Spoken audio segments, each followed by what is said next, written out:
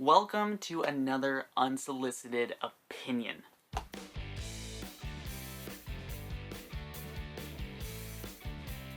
What is up, my dudes? Welcome back to the channel. Today we are going over the Outer Impact red dot mounting plate adapter review.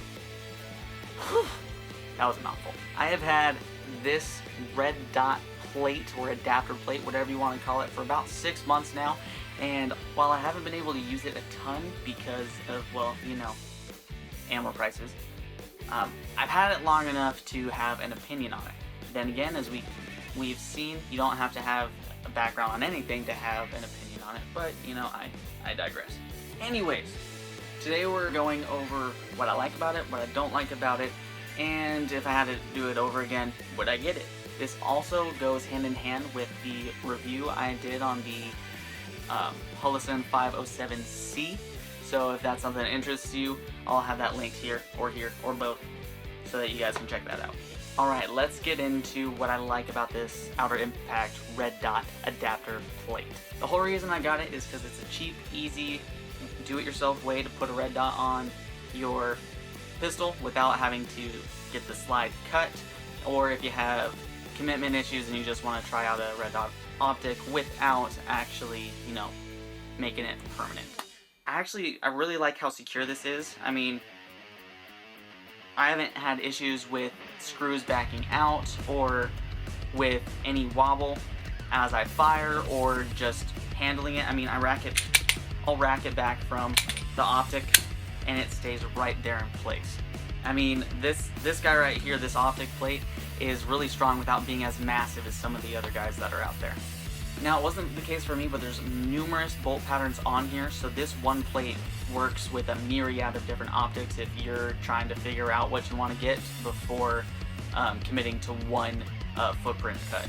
Alright, so now that we've got our positives out of the way, let's move on to the dislikes, which, let's be honest, you guys probably cared about more to begin with. Honestly, I don't have a lot of negatives for this optic plate, and my negatives are kind of generic to basically all optic plates that are out there. The biggest annoyance has got to be how high the red dot, the center of the dot, sits above the slide. If we look here, yes, I'm pointing the gun at myself, but it's clear and safe.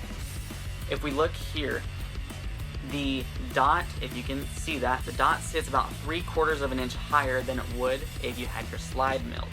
So it's pretty tall. I mean, it's a big boy right here.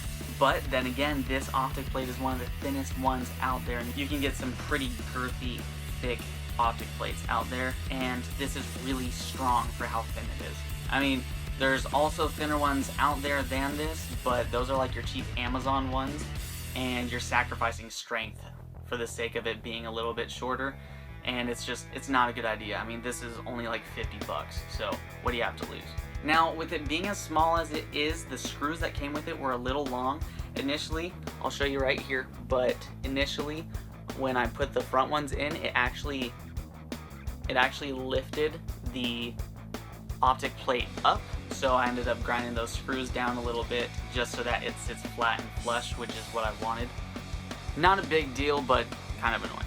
The last thing is you can't co-witness with this optic plate by itself. It actually uses the dovetail or ducktail or whatever you want to call it. It uses the rear sight as its mount. So you sacrifice having that ability to co-witness without getting one of those nasty looking backing plates that has a rear sight on there.